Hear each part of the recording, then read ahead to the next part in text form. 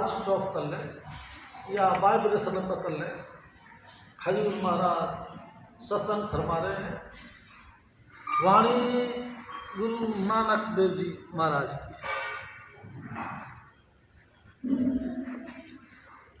आत्म में राम, राम में आत्म,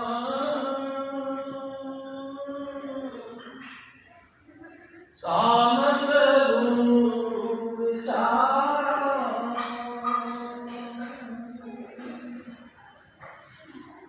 आत्म में राम, राम में आत्म,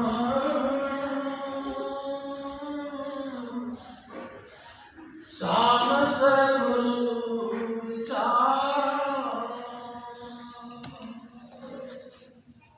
परम पुरुष पूर्ण धन्य हजूर स्वामी जी महाराज, परम आदरणीय माता जी महाराज और प्यारी साध संगत, प्यारी साध संगत जी, ये वाणी पहली पातशाही गुरु नानक साहब की। प्यारी साध संगत जी, थोड़ा सा गहराई से विचार करने वाली बातें। गुरु नानक साहब कौन थे? हजूर स्वामी जी महाराज हमारे कहा करते थे, चारों तरफ एवं मनुष्यता का साम्राज्य छा गया,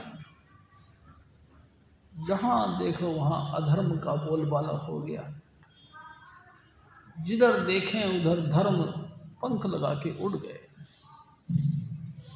प्यारी साध संगत जी, ये कहना चाहिए कि शरद पूर्णिमा के जो चंद्रमा के ऊपर गर्त यानी कि बादलों का छा गया, अंधेरा छा गया। इंसान कहीं भी जाए, कोई जो है परमात्मा से मिलने का रास्ता नहीं रहा।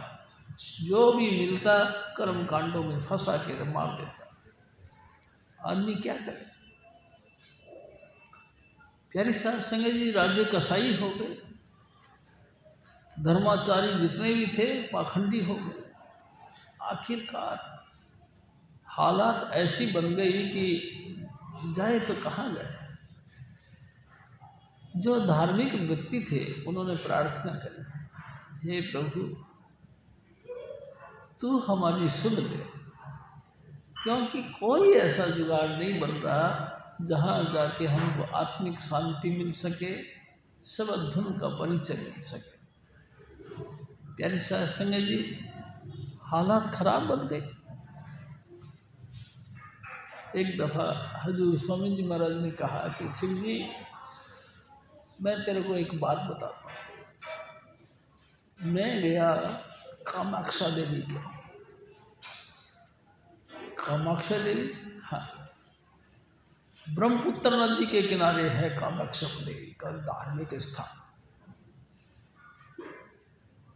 मैं वहाँ गया तो मैंने देखा छोटे छोटे बकरे, उनके ढेर कर रखा था, स्टॉक था। बड़े श्रद्धा के साथ लोग आते थे और ऐसे ऐसे बकरों को जो है लेके आया करते थे। मैंने सोचा पता नहीं क्या, सबको टीके लगा रखे हैं, सबके गले में माला डाली हुई है, धर्माचारी बड़े बड़े मुस्टंडे बन के घूम रहे हैं, कोई अर्धनंग है।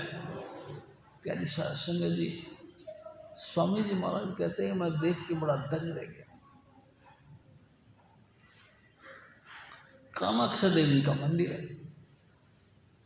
मैं चुपचाप देखता रहा। जो सुंदर सुंदर जो पशु होते थे उनकी वहाँ बलि चढ़ती थी। प्यारी साध संगत जी, उसके जहाँ बलि चढ़ाई जाती थी उसके पीछे एक चादर लटकाई जाती थी। जब उसकी हत्या की जाती थी जीव की, तो खून के छींटे इस चादर पे पड़ जाते थे। शाम तक यही काम चलता रहता था। शाम को वो चादर फिर नीलाम की जाती थी, बेचा जाता था। यानी साध संगत जी, कोई मोटा सा आसामी यानी कि तगड़ा पैसे वाला आदमी उस चादर को खरीद लेता था। उसके बाद उस चादर के टुकड़े टुकड़े करके बेचते थे, ये सोच के कि ये देवी माई को जो भोग लगा है, देवी माई के लिए जो श्रद्धा में लोगों ने भेंट चढ़ाई है, उसके छींटे इसमें पड़े हैं, ये महापाक और पवित्र हो। प्यारी साध संगत जी, आप बताओ, है कोई कहीं जुगाड़ कि ये पुण्य हो? प्यारी साध संगत जी, जितना मर्जी तपा काय को खपा, तपस्या कर करके क्यों बर्बाद हो रहा है? जहाँ तुम जो कुछ करते हो उसका फल तुमको मिलेगा। अगर आपने किसी के साथ में धक्का किया है तो प्यारी साध संगत जी, वक्त बे वक्त धक्का आपके साथ भी होएगा। आपने किसी का नाजायज दबा लिया है, कोई ना कोई वक्त आपका भी दबा लिया जाएगा। कोई ऐसा तरीका नहीं बनता कि जो कुछ हम हैं आम के पौधे बोए और कीकर मिले, ये तो कभी नहीं हो सकता। आम का पौधा बीजा है तो हमको फल आम के ही खाने को मिलेंगे, कीकर के बीजे हैं तो हमको कीकर ही मिलेगी। प्यारी साध संगत जी, आग का फल आग ही मिलेगा, बुरे का फल बुराई मिलेगा। चाहे हम कितने ही सुचारू रूप से और बड़े गणित लगाकर, बड़े बुद्धि को दौड़ाकर, सोच समझ कर कदम रखें, फिर भी ये समझना पड़ेगा कि जैसा हम करें वैसा हमको मिलेगा। इससे कोई मुक्ति नहीं हो। प्यारी साध संगत जी, इससे कोई बचाव नहीं। और उसके बाद में भी स्वामी जी महाराज ने कहा वहाँ एक और चलन है। महाराज क्या, जो एक दफ़ा ब्रह्मपुत्र आ गया उसको फिर आना पड़ता।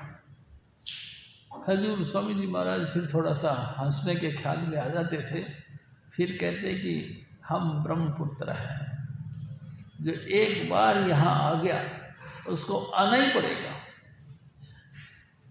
नाम का आनंद, नाम का रसिया लोग ही पसंद करते हैं।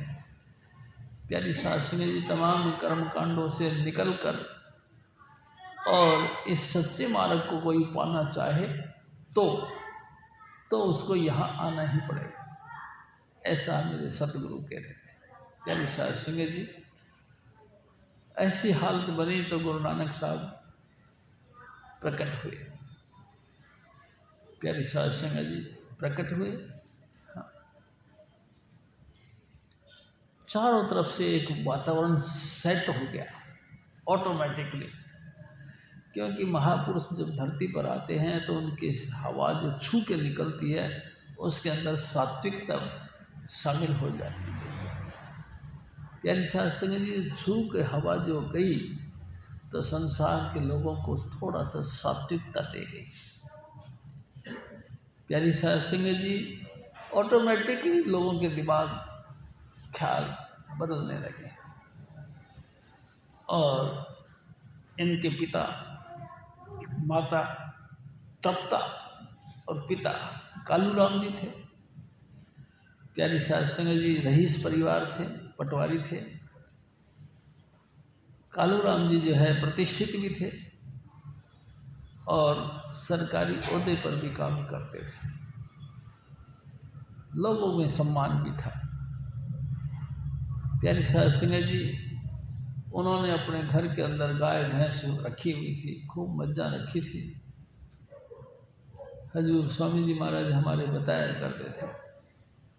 थोड़े दिनों बाद जब गुरु नानक साहब थोड़े से यानी कि चलने फिरने वाले हो गए, तब से ही इनको मज्जों की सेवा यानी गाय भैंसों की सेवा दे दी गई और ये हाथ में जो है कि लकुटिया ले करके गाय भैंस चराने जाया करते थे। प्यारी साध संगत जी जाते थे, लेकिन कमाल की एक बात थी कि हमेशा इनकी आंखें मस्त रहती थी। कोई भी बात कोई भी चीज, कोई भी कुछ करता है तो बड़ा सीरियस रह करके बातें करते थे। प्यारी साध संगत जी, अंतर्मुखी अभ्यास इनको बचपन से ही हाजिर था। एक दफा स्वामी जी महाराज ने कहा कि गाय भैंस चराने गए, वहाँ जाके मज्जों को यानी कि गाय भैंसों को छुट्टी छोड़ देते थे, खुली छोड़ देते थे कि खाओ जितना मर्जी, जहाँ से मर्जी चलते जाओ, और ये आप किसी न किसी पेड़ का सहारा लेकर के बैठ जाते थे। प्यारी साध संगत जी, लोग बाग ऐसा ही करते हैं, ये भी ऐसा ही करते थे। जब कभी सूरत इनकी सिमटती थी तो ये जमीन पे लेट जाते थे और अंतर्मुखी अभ्यास पे लग जाते थे। प्यारी साध संगत जी, एक दफ़ा तो ये बात हुई कि जब ये लेटे हुए थे तो इनकी सूरत निकल गई। सूरत धुरधाम की तरफ चल पड़ी, शब्द की तरफ चल पड़ी और रात सामने जो है कि सूरज निकलता रहा, सूरज की किरणें इनके ऊपर पड़ती रही। एक पास में ही उसी दरखत के जड़ के अंदर एक बम्बी थी, यानी कि बिल था, बिल में एक सांप रहता था। प्यारी साध संगत जी, सांप निकला और फन फैला के इनके ऊपर छाया कर दिया, जिससे कि इनको जो है कि धूप की सेक से आँख खुले नहीं और ये अपने लगातार धुन पे मस्त रहे। प्यारी साध संगत जी, इस तरह की पोजीशन पे लेटे हुए थे। अचानक क्या हुआ कि 2-3 व्यक्ति इनके गांव के उधर से निकले। उन्होंने देखा कि हैं, ये तो नानका है, ये तो कालू राम का लड़का है। प्यारी साध संगत जी, वो जब उनकी रक्षा के लिए कि कहीं सांप इसको डस ना जाए, रक्षा के लिए इनकी तरफ आए तो सांप चुपचाप मुंह नीचे करके और बम्बी में जाके घुस गया। देखा, लड़के को जगाया गया, देखा तो इसमें कोई बेचैनी नहीं थी। प्यारी साध संगत जी, लोगों ने सोचा कि कहीं डसा तो नहीं। गांव में जाके उन्होंने शोर मचा दिया, भाई कालू राम का लड़का कोई ना कोई सिद्ध पुरुष, चमत्कारिक पुरुष है। देखो, मैंने आज आँखों से देखा, एक सांप इनके ऊपर छाया करके खड़ा था। सब लोग इनको रेस्पेक्ट करने लगे। प्यारी साध संगत जी, लेकिन ये फिर भी जो है अपने मस्ती में मस्त रहे। गाय भैंसों को चराने का इनका उद्देश्य था। एक दिन फिर इनके पिताजी ने सोचा कि इसको पढ़ने के लिए भेजना चाहिए। प्यारी साध संगत जी, उन्होंने गुरुद्वारे के जो मंदिरों के अंदर जो पंडे होते थे उनके पास में इनको पढ़ने के लिए भेजा। गए। प्यारी साध संगत जी, जैसे अक्षर आता ना कै, उन्होंने झट से कहा, ये कै अक्षर तो मेरे पापा जी का नाम है। यानी इतनी चेतनता थी इनके। प्यारी साध संगत जी, स्वामी जी महाराज यूँ भी कहते थे, एक अक्षर पहले गणित का एक अक्षर लिखा गया,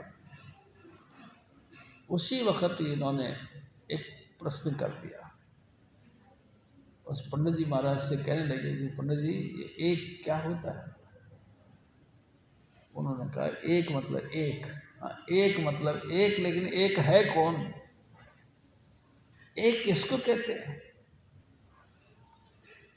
प्यारी साध संगत जी, इस जटिल सवाल का ऊपर पंडित जी महाराज के पास कोई जवाब नहीं था।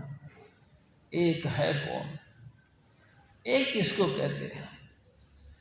प्यारी साध संगत जी, सिख पंथ के अंदर एक ओंकार कहा गया है। इसी एक ओमकार की डेफिनेशन किया, कर्ता पुरुष निर्भय निर्वैर अकाल मूर्त अजूनी सैभम गुरु प्रसाद।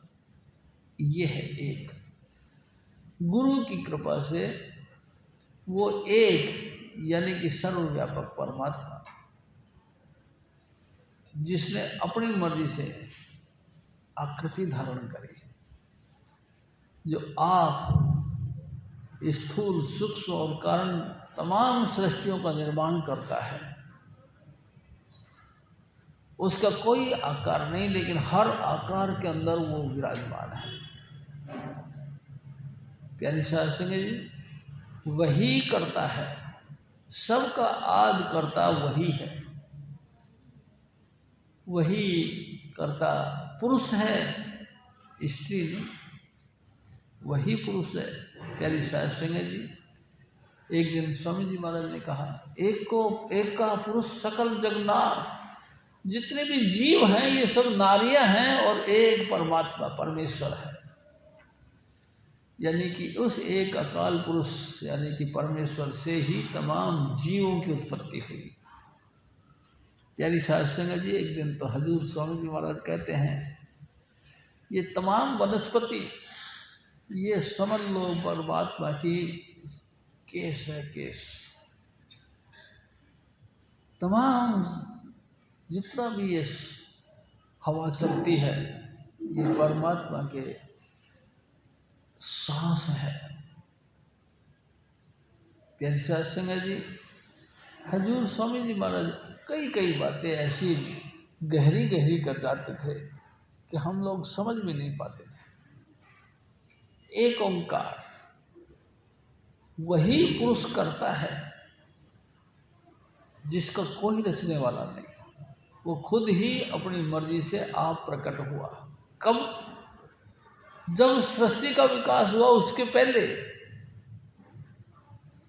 प्यारी साध संगत जी, कबीर साहब से पूछा गया तो कबीर साहब ने भी यही बात कहा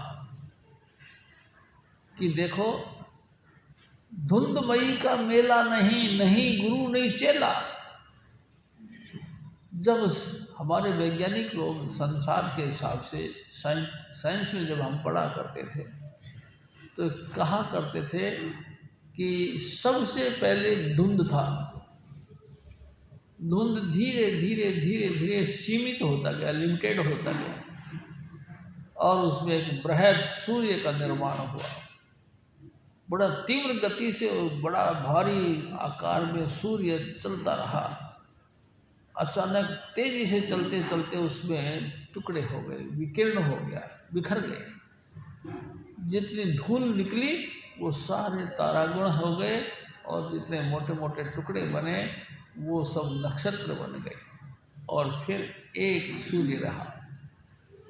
प्यारी साध संगत जी, उसी सूर्य के वो 9 ग्रह या जितने 11 ग्रह जितने भी हैं वो सब चक्कर काटते रहे। इस तरह से कहा जाता है। लेकिन हजूर स्वामी जी महाराज हमारे बताया करते थे कि धुंधमई का मेला नहीं, जब धुंध भी नहीं बनी गई थी। प्यारी साध संगत जी, स्वामी जी महाराज ने फिर और कहा, धुंध फिर कब बनी? स्वामी जी महाराज कहते हैं कि एक दफ़ा पाराशर जी महाराज भक्ति करके अपने आप को कंप्लीट मान लिया कि अब मैं भक्ति में पूर्ण हो गया, घर की तरफ निकल पड़े। जंगल से घर की तरफ आने लगे तो गांव और जंगल के बीच में एक दरिया बहती थी। उस दरिया को पार करने के लिए किनारे पे नौका वाले खड़े होते थे।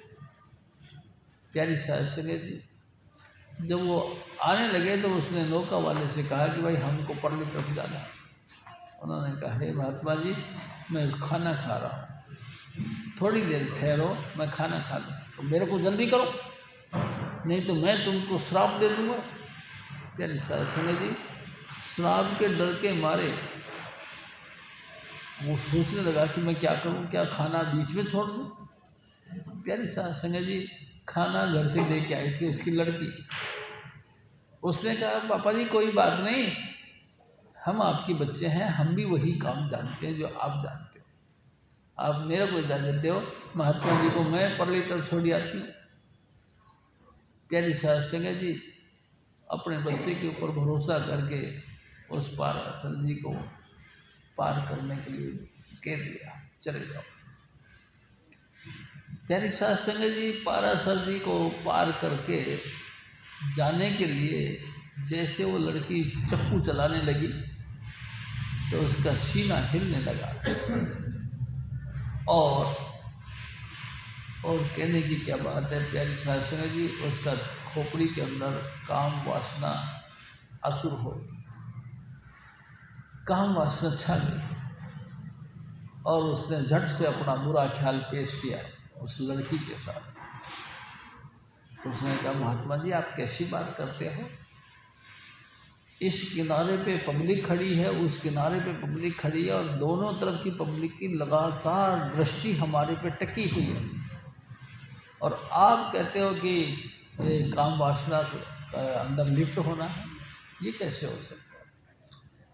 प्यारी साध संगत जी, पराशर जी ने भी समझा और पानी की चलू भरी और फूंक मार के ऐसे उड़ा दी।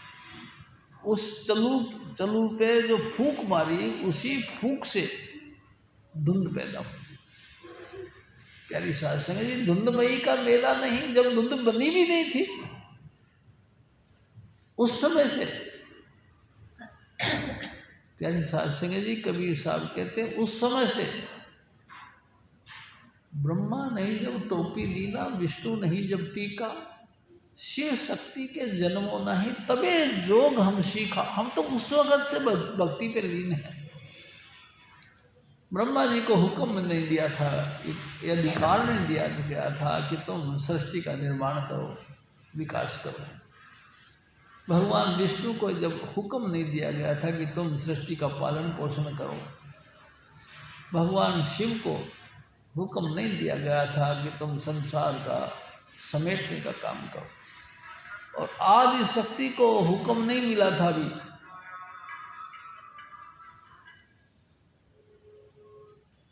प्यारी साध संगत जी, आदि शक्ति की उत्पत्ति भी नहीं हुई थी, तब से हम भजन कर रहे हैं।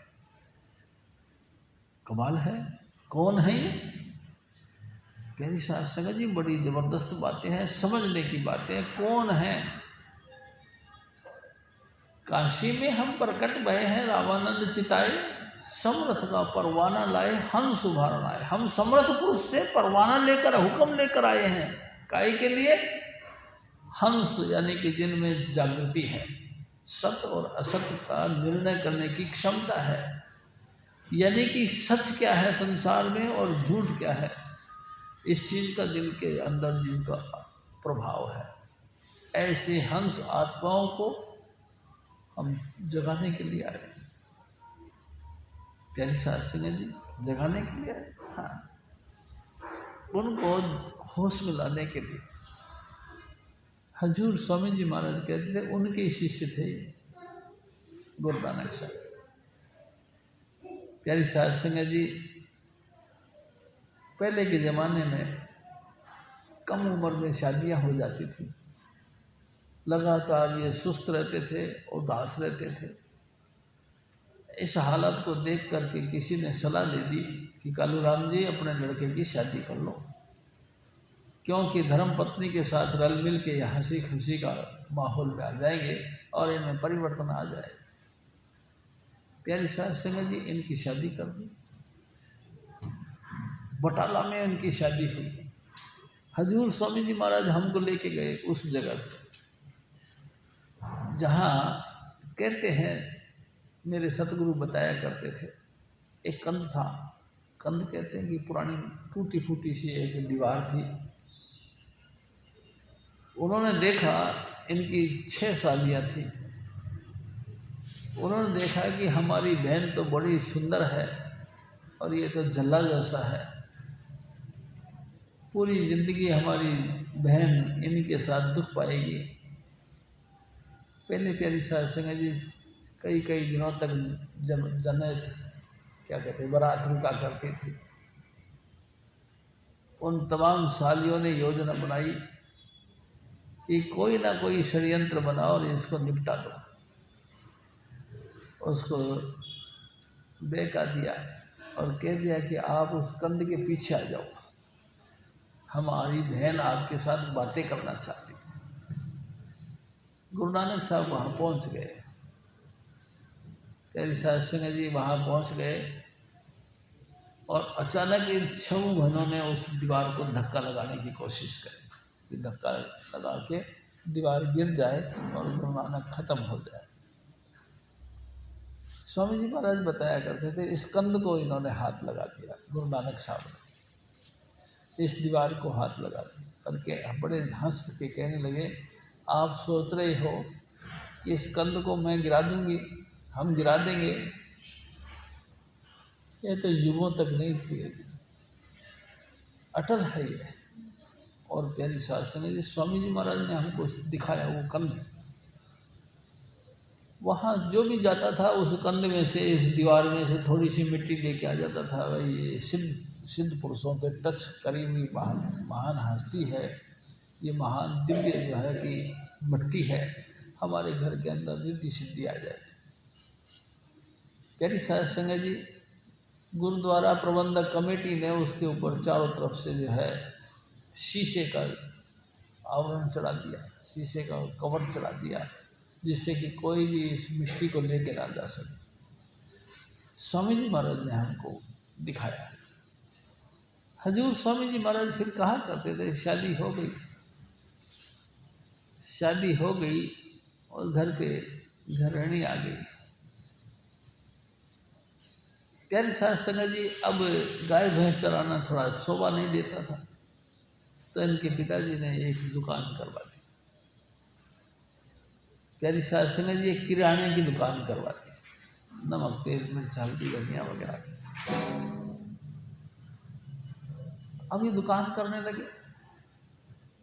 एक दिन ऐसे ही स्वामी जी महाराज ने एक और बात कही, प्यारी साध संगत जी, परमात्मा ऐसे दिलों का इंतजार करता है, इसकी ऐसे महान हस्तियों की तलाश करता है जो परमात्मा के राह पर चलकर अपने आप को कुर्बानी कर सके।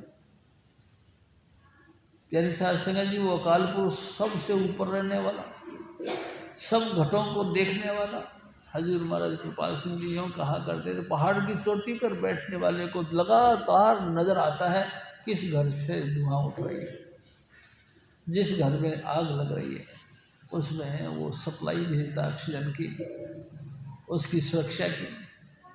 प्यारी साध संगत जी परमात्मा ने भी जो कि ऊंचे ठाव पे बैठकर हम सबको देखता है, उसने देखा कि गुरु नानक साहब का घट एक ऐसा है जो हर एक मानवता के लिए द्रवीभूत है, पिघला हुआ है, मानवता पर तरस खाता है। प्यारी साध संगत जी कहते हैं जब ऐसी पोजीशन होती है तो वो परमात्मा उसको मदद के लिए आता है। उस समय पोल था कबीर साहब का।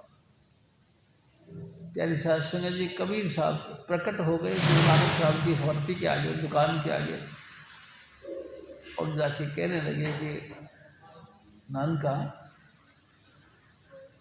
क्या तू दुकान करने आया है? देख दुनिया में आग लग रही है और तू दुकान खोल के बैठा है। प्यारी साध संगत जी बस बातें करी और अलोप हो गए। गुरु नानक साहब के दिल में हलचल हो गई, कौन था ये, क्या कह गया, दुनिया में आग लग रही है, कहाँ लग रही है। प्यारी साध संगत जी स्वामी जी महाराज कहा करते थे, लून तेल लकड़ी एहो गर्दी फगड़ी। लून तेल लकड़ी के चक्कर में फिर वो बात कुछ आई गई सी हो गई और दुकानदार बनते चले गए। लेकिन अंतर से उनके बिल्कुल इस बात की लगन थी कि परमात्मा दया करे, हमको ऐसा रास्ता मिल जाए जो कि हम लोगों को समझाने के लायक बन जाए। प्यारी साध संगत जी हजूर स्वामी जी महाराज फिर कहते हैं, कई दिनों बाद, कई कहना चाहिए कि साल 2 साल बाद वही फकीर फिर प्रकट हुए और फिर कहने, ओ नानका तू दुकान कर रहा है, दुनिया में आग लगी पड़ी है। एकदम वो चेतना अंतर में फिर जाग गई। ओहो, ये फकीर तो एक दफ़ा फिर प्रकट हुआ था। उस समय भी इसने यही कहा था, अभी भी यही कहा। विरह इनके अंदर बहुत थी। प्यारी शास्त्री जी वैराग बड़ा था, कोई उनको अच्छा नहीं लगता था। लगातार परमात्मा की याद में आंखों से आंसू टपकते रहते थे।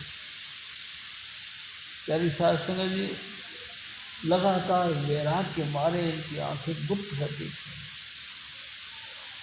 प्यारी शास्त्री जी बड़ा विचार किया कि मैं करूं तो क्या करूं। इधर दुकान है, इधर पिताजी का दबाव है, इधर से जो है कि फकीर साईं जो कुछ बोल के गए हैं, यही बात है। बहुत विचार करने के बाद में उन्होंने ये सोचा कि भाई मेरे को यहाँ से किसी न किसी फकीर के पास जाना चाहिए। प्यारी शास्त्री जी दुकान को ताला बंद किया, जिंदरा बोलते हैं, जिंदरा लगाया और चल पड़े। और मन में ख्याल है करूं तो क्या करूं, पिताजी ने मेरी पिटाई कर देनी है, फकीर साईं की आवाज़ बड़े बड़े कशिश मारती है, बार बार मेरे को अपनी तरफ खींचती है, मैं करूं तो क्या करूं। ऐसा विचार करके हाथ में चाबी लेके चलते जा रहे थे अपने घर की तरफ। दुकान से निकल करके घर की तरफ जा रहे थे। कभी इधर घूम जाते थे, कभी पाँव इधर गिर जाता था। चलते जा रहे थे, रास्ते रास्ते अचानक सामने से एक जमादार भी आ गए। प्यारी शास्त्री जी पहले के वक्तों में छुआछूत कुछ ज़्यादा था। जो नीच जाति के लोग थे वो गले में घंटी बांध के रखते थे, जैसे साइकिल पे घंटी रखते। प्यारी शास्त्री जी वो जमादार ने हाथ पे टोकरा था, झाड़ू थी, सामने से आ रही थी। वो कभी इधर करते थे तो गुरु नानक का पाँव इधर हो जाता था, इधर करते थे तो पाँव इधर हो जाता था। आखिरकार उसने घंटी बजाई, ओ नानका। एकदम उनकी जैसे जाग खुली, और एक पास से हो, दोनों तरफ तो चलता है, कहते इधर हो क्या, इधर हो। गुरु नानक साहब ने पहली बार उसको नमस्कार किया, आपने मेरा रास्ता दिखाया। प्यारी शास्त्री जी गए घर पे गए तो उन्होंने कहा कि भाई बात ऐसी है कि मैं किसी न किसी महात्मा की तलाश में जाना चाहता हूँ। उन्होंने कहा चुपचाप जाके दुकान पे बैठ गया। पिताजी ने बड़े रौब के साथ उसको दुकान की तरफ भेज दिया।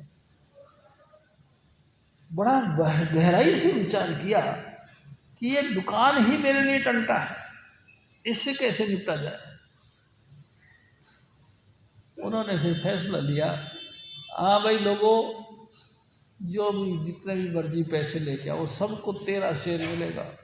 13 दरवाज़ा खोल दिया गया और लोगों को बोल दिया गया, एक डेली यानी 1 रुपया का सिक्का, एक पैसे का सिक्का, जो भी कुछ वो लेके आए वो दें और 13 शेर लेके जाएं।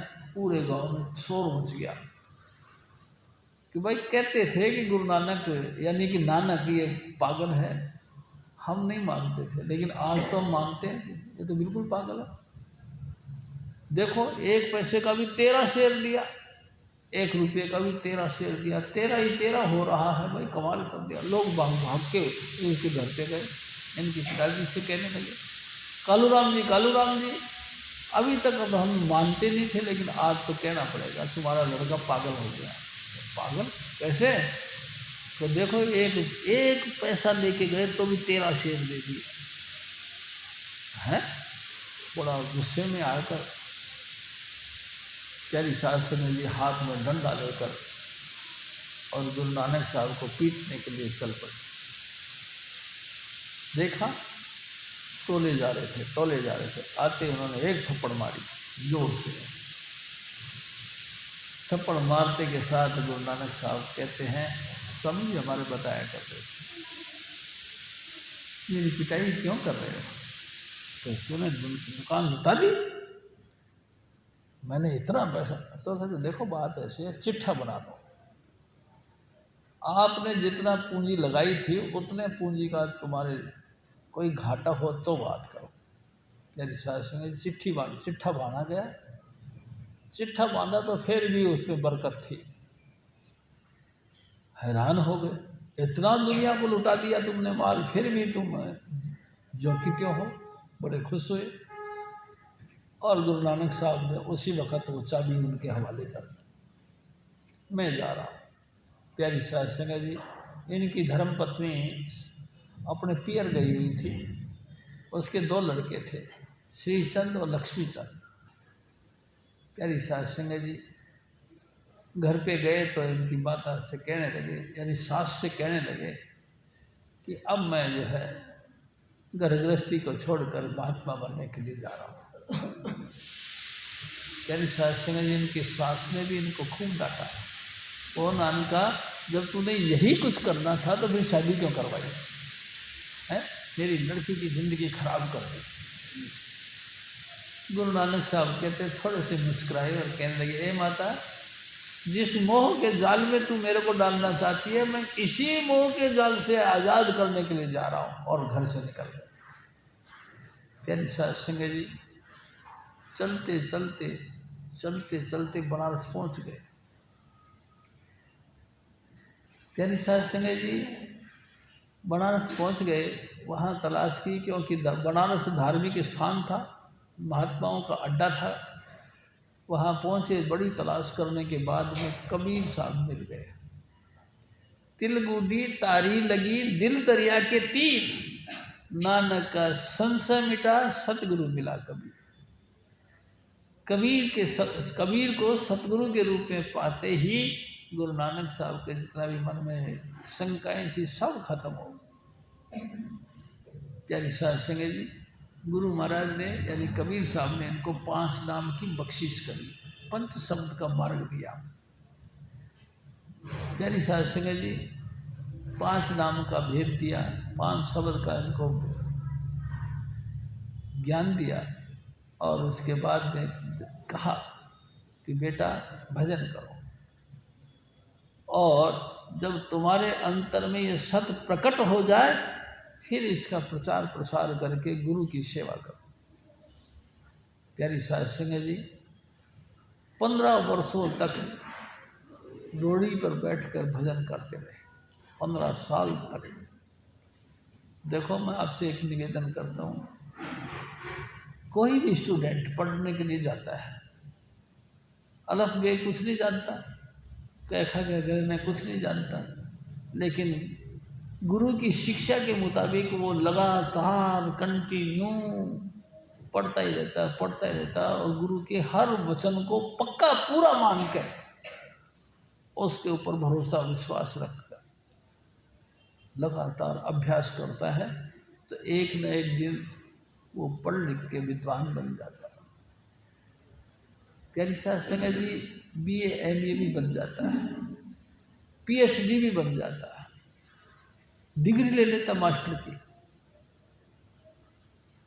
हजूर स्वामी जी महाराज हुक्म भी दे गई है कि जो नाम तुमको मिला है इस नाम का अभ्यास करो। गुरु नानक साहब ने रोडियों पे बैठकर स्वामी जी महाराज मजाक में कहा करते थे, क्या उनको गदेले अच्छे नहीं लगते हैं, क्या उनको गद्दे अच्छे नहीं लगते थे? लगते थे, लेकिन उनको पता है कि गद्दों पर बैठकर अगर हम भजन करेंगे तो हमको सुस्ती आ जाएगी, नींद आ जाएगी और गाफल हो जाएंगे। प्यारी सास संगत जी चुभती हुई चीज़ के ऊपर बैठो, लगातार बस होश बना रहे और लगातार चेतनता के साथ हम नाम का अभ्यास करते रहे। उन्होंने नाम का अभ्यास किया, 15 वर्षों के बाद में वो प्रकट हो गया। उसके बाद पूरे संसार को उन्होंने इसे यानी कि सच्चे मार्ग की तरफ लोगों को प्रेरित करने की भावना बनाई। हजूर स्वामी जी महाराज कहते हैं, जब भावना बनी तो सबसे पहले इन्होंने लोगों से ये बात कहना शुरू किया। तो बाबर बादशाह उस समय हिंदुस्तान को फतेह करके आया ही था। किसी ने जाके उसको शिकायत कर कि महाराज गुरु नानक साहब नाम का ये कोई बीमारी पैदा हुई है। और ये लोगों को गलत रास्ते पे डालता है, उसको कुरैया कहा गया। प्यारी साहब सिंह जी उसको अरेस्ट कर लिया गया और जेल में डाल दिया। जेल में डाल दिया। प्यारी साहब सिंह जी कुछ कोड़ों से उनकी पिटाई भी करी, कोड़े मार मार के उनको मारा भी गया। इतनी यातनाएं भी सहन करी, लेकिन गुरु नानक साहब भजन बंदगी पे टिके रहे। प्यारी साहब सिंह जी एक दिन जेल में क्या हुआ, गेहूं पीसने यानी आटा पीसना था। जेलर जो है सबको अन्न दिया करता था, इतना पीस के दो, और सारे जो जितने भी कैदी होते थे पीसा करते थे। गुरु नानक साहब को भी 5 किलो के करीबन आटा पीसने के लिए कहा गया। प्यारी साहब सिंह जी वो आटा का पीसने का ख्याल लेकर के बैठ गए और शबद धुन में लीन हो गए। जैसे शबद धुन में लीन हुए, अचानक वो चक्की चलती गई और सारा आटा पिस गया। वो जो कैदियों को जो जेलर थे ध्यान दे रहे थे, वो हैरान हो गए, ये क्या हुआ, 1 मिनट में 5 किलो आटा पीस दिया।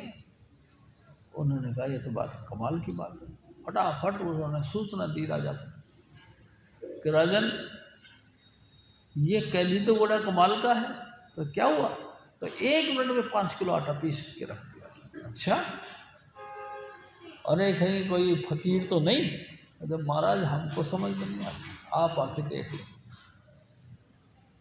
प्यारी साहब सिंह जी जेल में बाबर पहुंचा और उन्होंने कहा कि अब दिखाओ हमारे को। दोबारा फिर उनको आटा पीसने को दिया गया। प्यारी साहब सिंह जी तो शबद धुन के मस्त फकीर थे। दोबारा फिर उन्होंने शबद धुन सुनना शुरू कर दिया। जैसे शबद धुन सुनना शुरू किया, वो चक्की फिर चल पड़ी और 1 मिनट में फिर पीस के रख दिया। उन्होंने झट से पाँव में सर रख दिया। ओ फकीर साईं, हमको माफ़ कर दे, हम नहीं जान पाए आप कौन है। आप आओ, आपको राज दरबार में सम्मानित किया जाएगा। प्यारी साहब सिंह जी उसको राज दरबार में सम्मानित करने के ख्याल से बाबर बादशाह लेके आए, नए कपड़े पहनाए और उसका रेस्पेक्ट में एक भांग का प्याला पेश किया गया। गुरु नानक साहब भांग के प्याले को देख के कहने लगे, हे बादशाह, तू ये भांग का प्याला पीता, इसको नशा होता है? हाँ जी। सुबह पीता शाम को नशा उतर जाता है? हाँ जी। शाम को पीता सुबह तक उतर जाता है? हाँ जी। और मेरे पास वो नशा है जो कभी नहीं उतरता। नाम खुमारी नानका चढ़ी रहे दिन रात। मेरे पास वो खुमार है, वो मस्ती और वो नशा है, दिन रात 24 घंटे चढ़ा रहता है। प्यारी साहब सिंह जी उसके बाद गुरु नानक साहब फील्ड में आ गए और जगह जगह लोगों को जाके अपने गुरु के शिक्षा का प्रचार प्रसार करने लगे। प्यारी साहब सिंह जी स्वामी जी महाराज कहते थे कि एक दफ़ा कसूर से शहर में दाखिल होने के लिए गए। प्यारी साहब सिंह जी उस शहर के चारों तरफ 4 दीवारी थी और गेट थे, मोटे मोटे बड़े बड़े ऊंचे ऊंचे गेट थे, दरवाजे। जब वो वहाँ घुसने लगे तो पहरेदारों ने वो दरवाजे बंद कर दिए, आप नहीं घुस सकते। प्यारी साहब सिंह जी बड़ा कोशिश की गई, बड़ी तरीके से उनको समझाया गया, लेकिन नहीं, दरवाज़ा नहीं खोलेगा।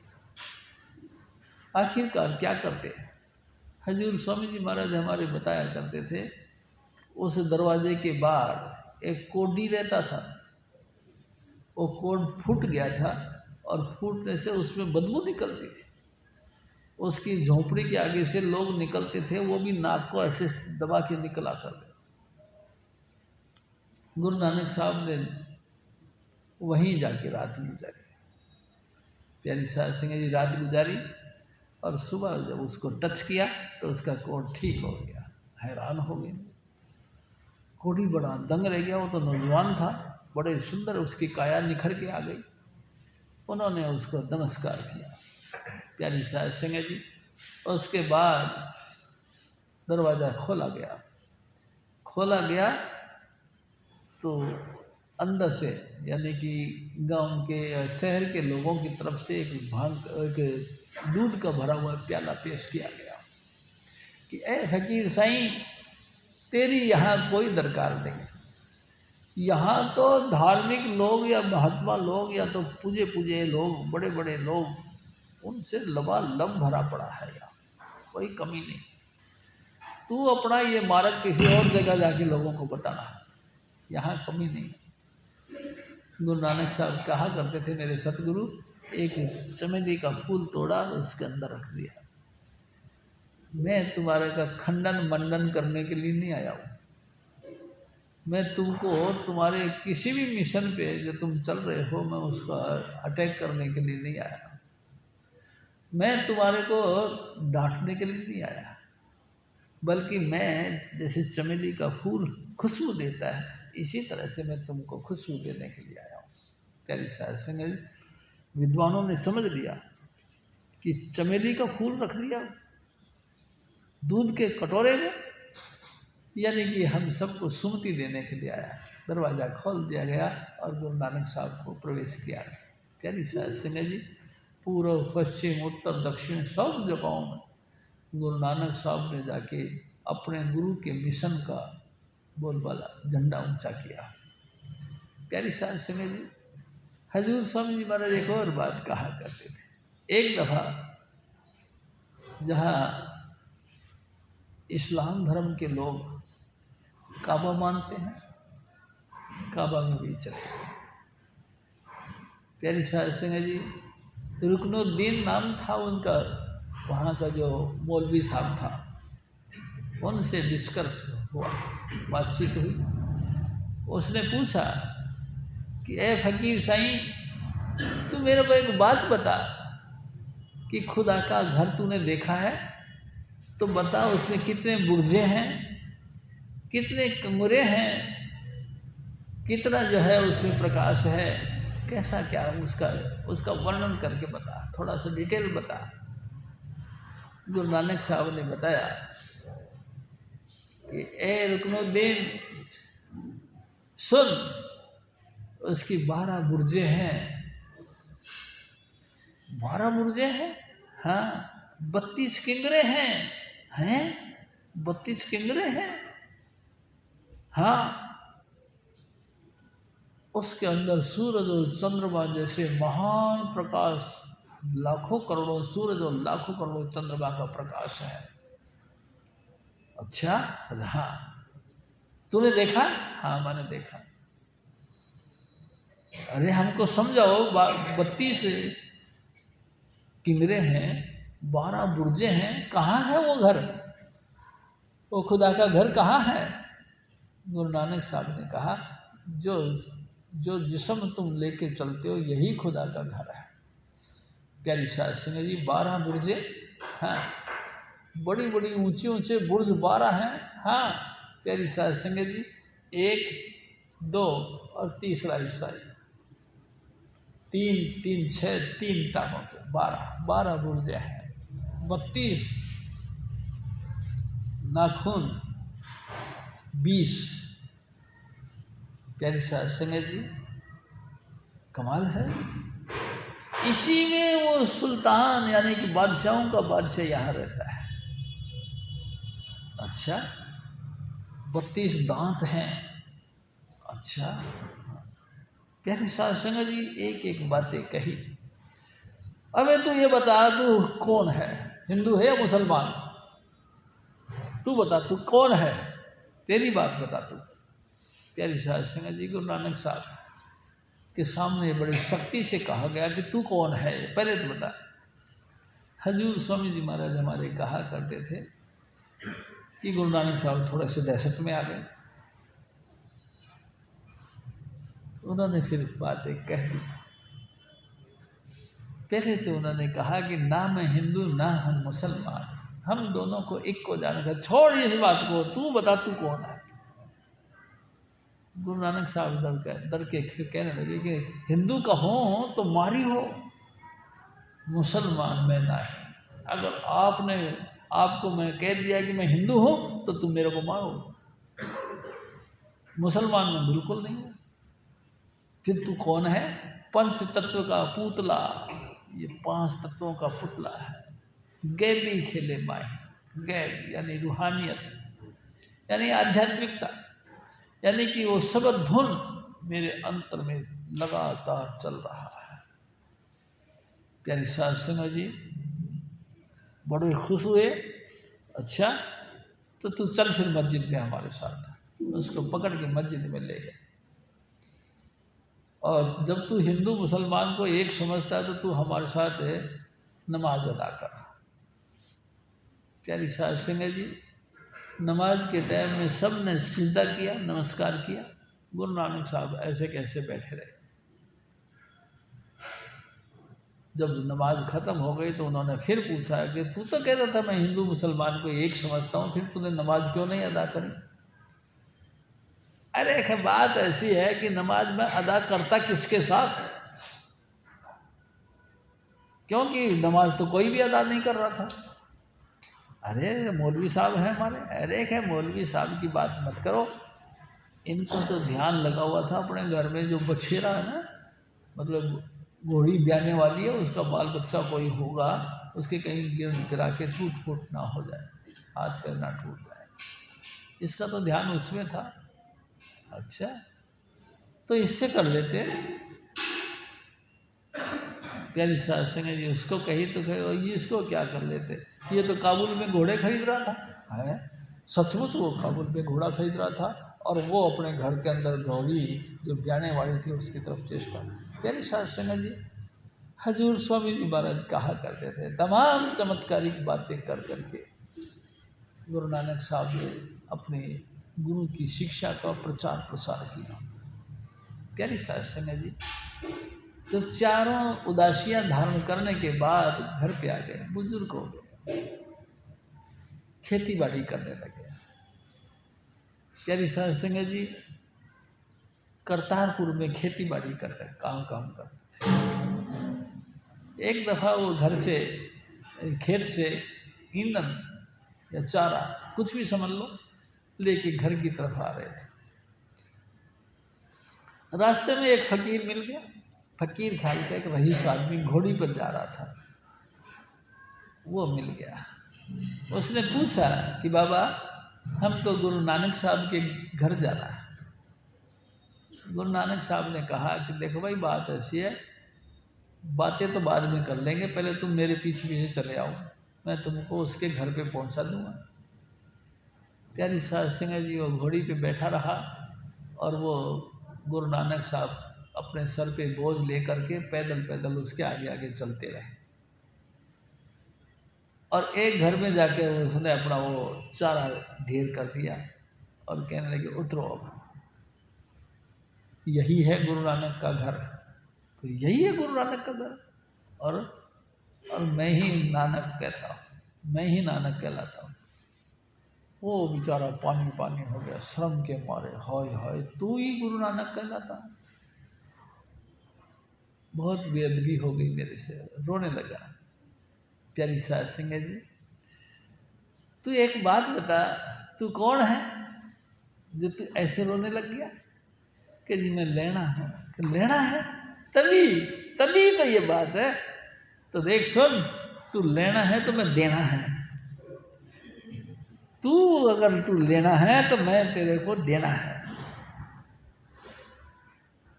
पाँव पकड़ लिए, ऐ सतगुरु दया का भंडार है तू, लेकिन मेरे से बहुत गुस्ताखी हो गई।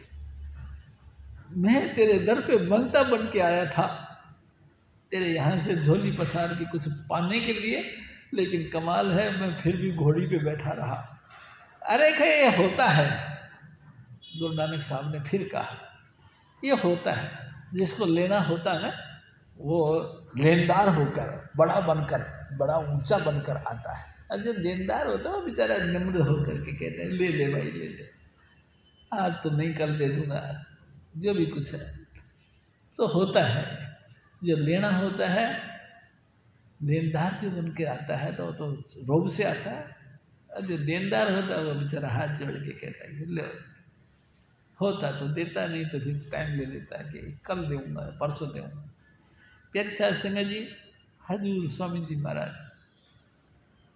उसी बात की गुरु नानक साहब की महिमा करते हुए फरमाते हैं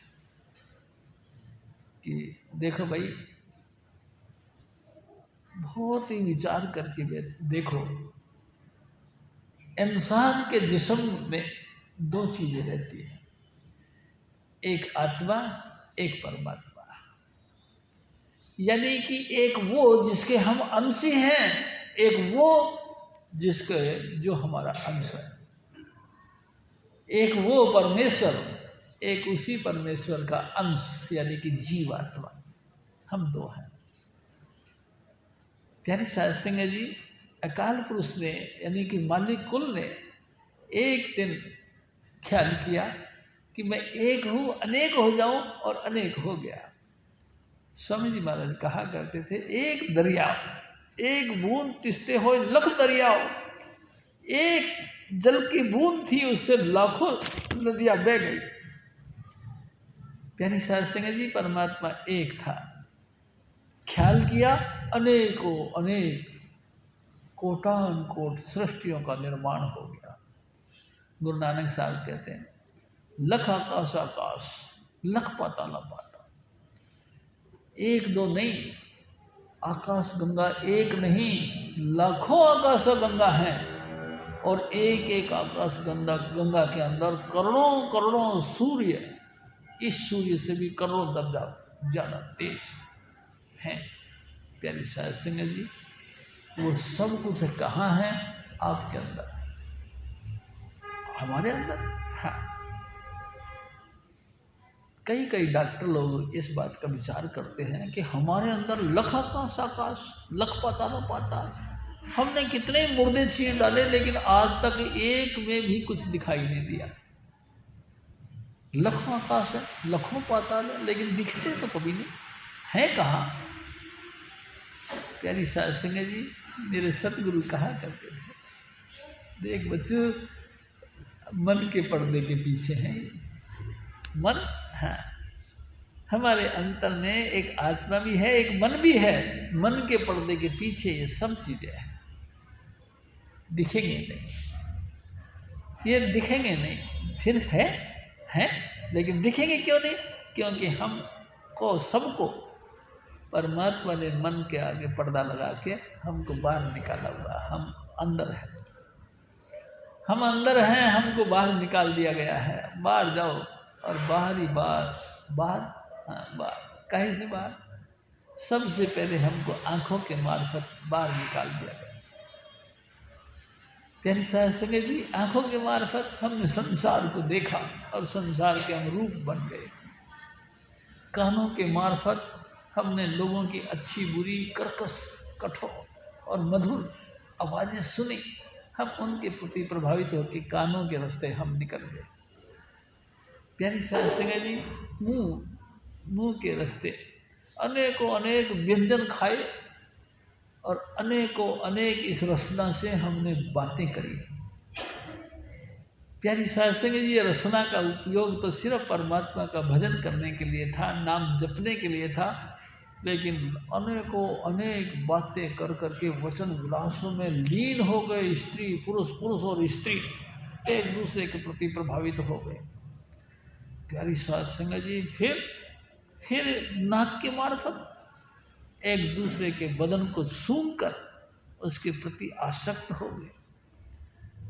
फिर इस चमड़े के मार्फत, प्यारी साध संगत जी, कमाल की बात, हजूर स्वामी जी महाराज कहा करते थे, उस एक अकाल पुरुष ने इस देही की रचना की, इस देही के अंदर वो खुद भी बैठ गया और आत्मा को भी बैठा दिया।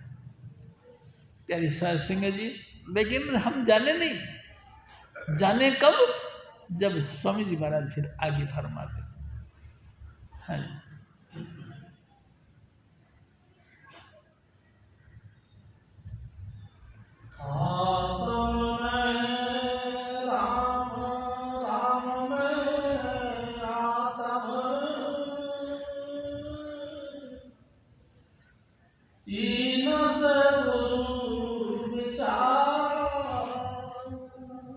हजूर स्वामी जी महाराज फरमाते, ए मेरे भाई, आत्मा ही परमात्मा है, परमात्मा में आत्मा है।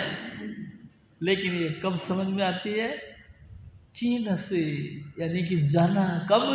गुरु विचार, जब गुरु के शरण में गए, गुरु ने हमको समझाया, गुरु ने हमको बख्शीश में दी, तब हम जब गए स्वामी जी महाराज के पास, स्वामी जी ने कुछ नहीं किया, टच दिया और वो नाम जिसको राम कहते हैं, संसार को उत्पन्न करने वाली वो परम सत्ता, वो प्रकाश स्वरूप परमात्मा हमारे अंतर में प्रकट हो गया। प्यारी साध संगत, गुरु की कृपा से आत्मा में राम है, राम में आत्मा है, लेकिन ये जाना तो नहीं हमने। इसी चीज को होते होते करोड़ों युगों से अपन सब यहाँ भटकते चले जाते।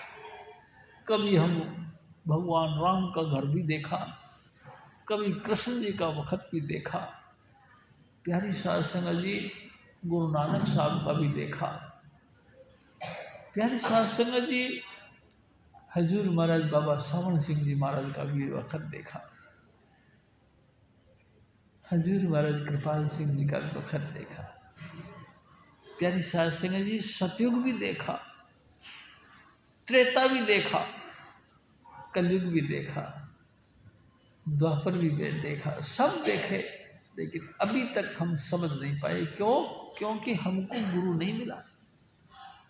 अगर कोई गुरु मिल जाता तो समझ लो हमारा ये पौड़ी उसी वक्त कंप्लीट हो जानी थी, लेकिन गुरु नहीं मिला।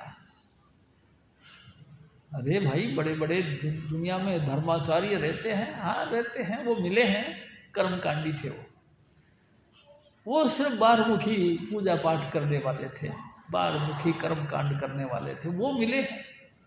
बहुत कर्म धर्म करने वाले सदाचारी मिले हैं, ब्रह्मचारी भी मिले हैं, लेकिन आत्म अनुभवी महापुरुष नहीं मिला। लाइट ऑफ गॉड, अपने अंतर में प्रकाश रूप परमात्मा को देखने वाला और कानों से प्रणव की धुन उठ रही है उसको सुनने वाला कोई महात्मा नहीं मिला हमको। इसीलिए तो हम यहाँ बैठे हुए अभी तक।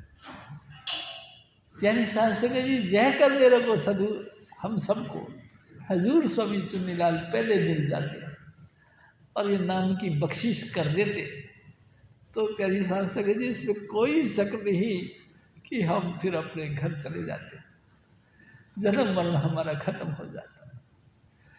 लेकिन नहीं, और बहुत भी नहीं, चारों तरफ से अंधकार छाता रहा। कर्मकांडी महात्माओं ने हमको घेर लिया। कई ऐसे भी मिले जो 4 वेदों को कंठ करने वाले। एक दफ़ा हजूर बाबा सावन सिंह जी महाराज कहते हैं कि पोठोहर में मेरे को एक ऐसा भाई साहब मिला जिसने 800 दफ़ा गुरु ग्रंथ साहब का बोह डाला, 800 बार। पोठोहर हजूर बाबा सावन सिंह जी महाराज थे। 100-200 वाले की तो बात करो मत, 800 दफ़ा गुरु ग्रंथ साहब का पाठ करने वाला मेरे को मिला। मैंने उससे कहा कि आप तो भाई परम पूज्य दिया, मैं आपके पाँव पे माथा रखता हूँ, नमस्कार करता हूँ, लेकिन एक बात बताओ, क्या कभी आपको लाइट ऑफ गॉड मिला, परमात्मा का प्रकाश प्रकट हुआ? उन्होंने कहा वो क्या होता है? क्या कभी आपको कानों में प्रणव की धुन भी सुनाई दी? उन्होंने कहा सो तो नहीं। प्यारी साध संगत जी, ऐसे ग्रेट पुरुष होने के बाद में भी, इतने कर्मकांडी होने के बाद में भी अपने आप को कोई नहीं जानता। आत्म में राम, राम में आत्म, आहा कमाल की बात। भगवान हमारे अंदर है, हम भगवान के अंदर है, लेकिन ये जानता तो कोई नहीं। ये हजूर स्वामी जी महाराज जब धरती पर दया करके प्रकट होते हैं, वो जब बख्शीश में देते हैं तब हमको मिलता है। हजूर महाराज फिर और फरमाते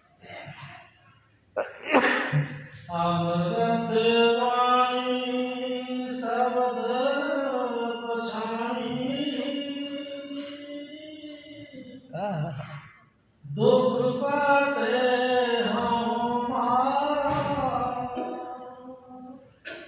अरे भाई, उस वाणी का विशेषता क्या है?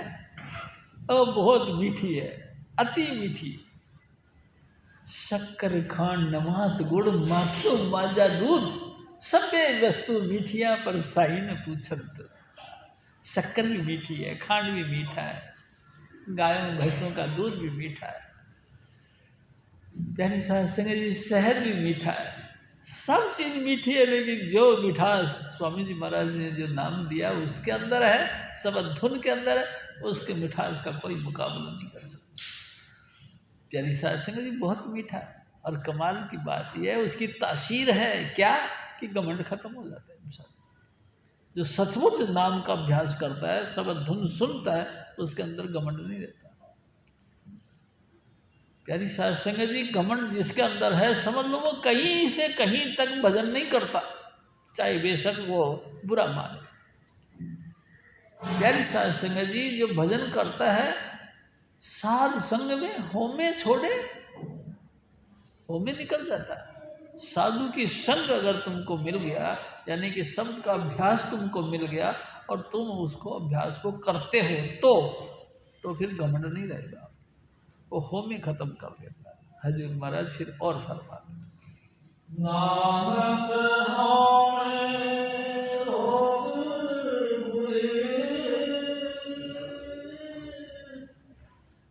नानक होमे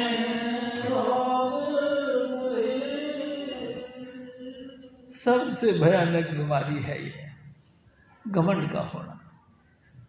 प्यारी साध संगत जी कराया सब गया, जब आया अहंकार, जब आपके दिल में ये भी ख्याल आ गया कि ये काम मैंने किया, समझ लो कुछ नहीं बचा, उसका पुण्य फल कुछ नहीं मिलेगा। जब आपने ये सोच लिया कि मेरा किया हुआ, प्यारी साध संगत जी स्वामी जी महाराज कहा करते थे मेरा किया कुछ नहीं होए प्रभावेशो होए, मेरा किया कुछ होता ही नहीं, जो मेरे स्वामी जी महाराज चाहते वो होता है, मेरा किया नहीं होता। प्यारी साध संगत जब ये आपके दिल में होमे आ गया हो कि मैं कुछ काबिल हूँ, तो समझ लो उस समय 0/0 हो गए, कुछ नहीं। प्यारी साध संगत जी गुरु नानक साहब फिर और फरमाते जहाँ देखा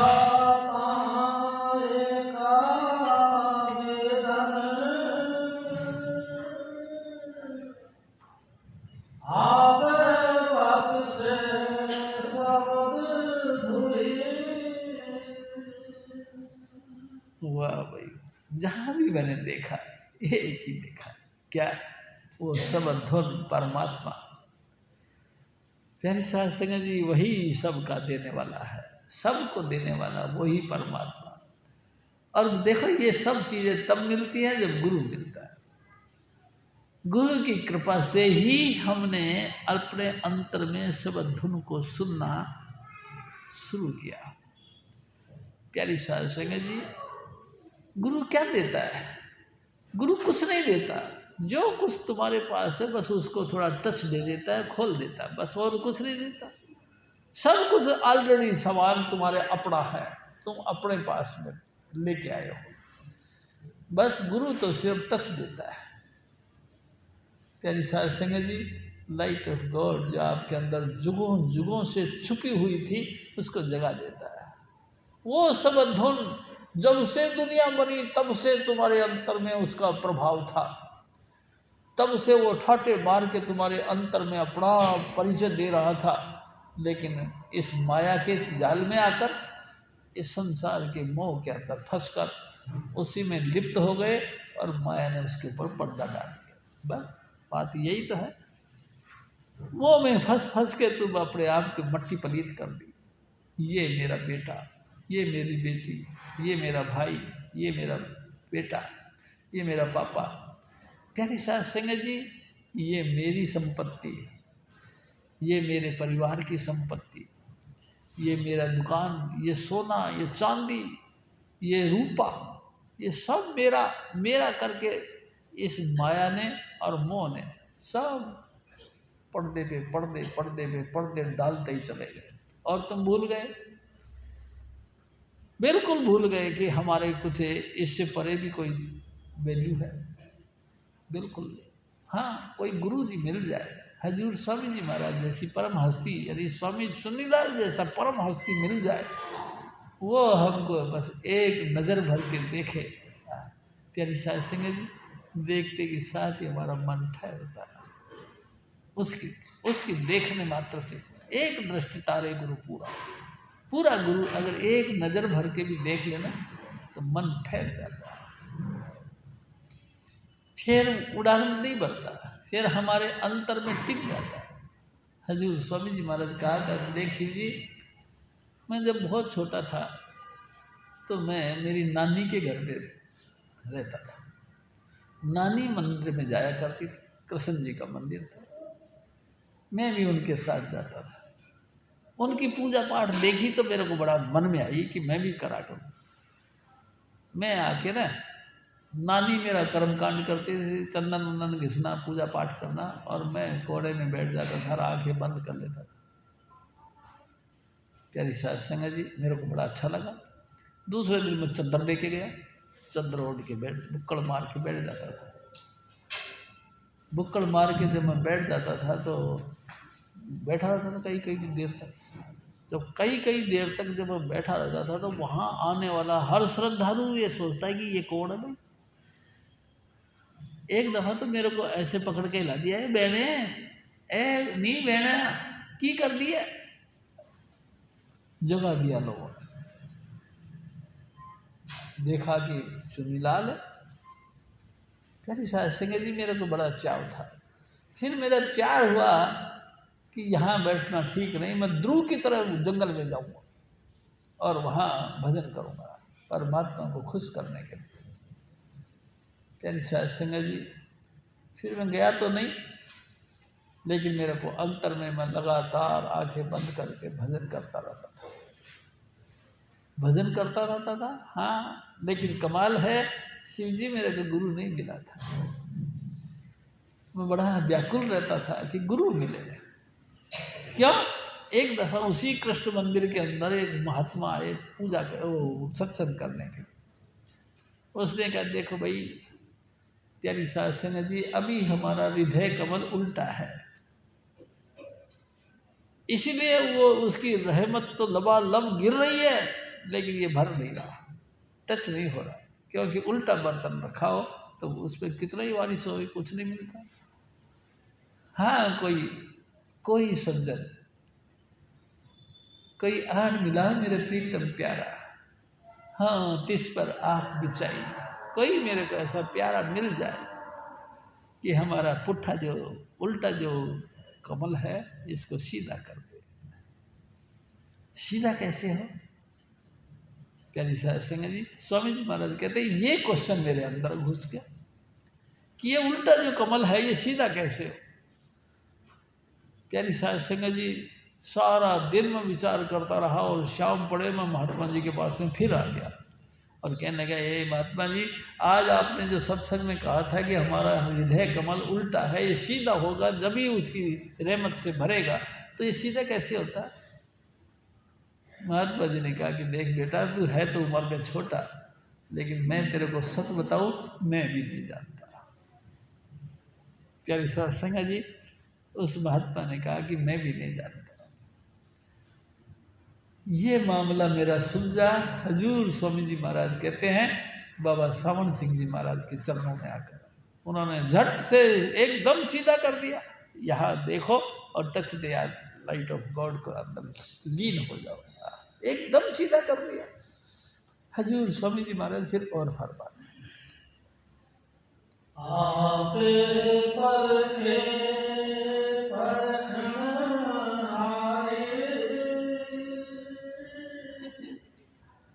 बहुत सुभाग न होई। मालिक कुल यानी कि दादा स्वामी दयाल, यानी कि अकाल पुरुष, यानी कि हजूर स्वामी चुन्नीलाल, वो आप ही हम सबको परखने के लिए आते हैं और आप ही परखनहार हैं। किस वस्तु को परखने आते हैं वो हमारी आत्मा को जानते हैं। प्यारी साध संगत जी, देखो मैं आपसे एक बात बिल्कुल साफ करूँ, कोई जाति के हैं, किसी धर्म के हैं, किसी क्षेत्र के हैं, हजूर स्वामी जी महाराज ने हमको सबको समान रूप से प्यार किया। उन्होंने नहीं भेदभाव रखा कि तुम उस क्षेत्र के हो, तुम उस जाति के हो। नहीं प्यारी साध संगत जी, हम आत्मा परमात्मा के अंश हैं। प्यारी साध संगत जी, हम कहीं भी आए हैं, कभी भी आए हैं, कैसे भी हम प्रकट हुए हैं, प्यारी साध संगत जी, हम परमात्मा के अंश हैं, हम परमात्मा के टुकड़े हैं। प्यारी साध संगत जी, उन्हीं के हुक्म से हम धरती पर आए हैं और ये बात स्वामी जी महाराज जानते।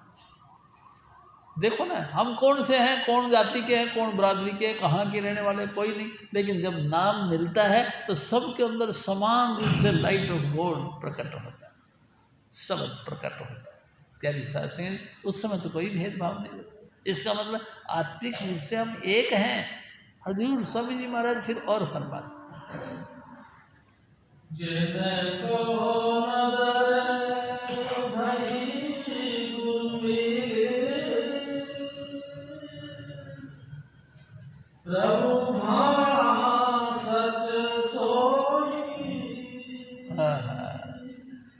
मेरे सतगुरु ने, देखो गुरु नानक साहब कहते हैं मेरे सतगुरु ने, यानी कि हजूर कबीर साहब ने, गुरु नानक साहब के सतगुरु कबीर साहब थे। खुल के कहते हैं कि मेरे सतगुरु ने जिनके ऊपर दया करी और उन्होंने उसके भाने को मान लिया, यानी उनके हुक्म को मान लिया, उनकी मौज में अपने आप को सेट कर दिया, वही कामयाब हो गए। हजूर स्वामी जी महाराज फिर और फरमाते, और पानी में संतर रोगी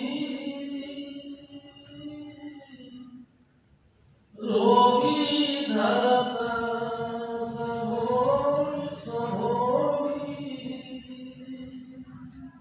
यानी साध संगत जी, गुरु नानक साहब देखो क्या कहते हैं, पवन यानी कि हवा, पानी यानी कि जल, बैसंतर यानी अग्नि।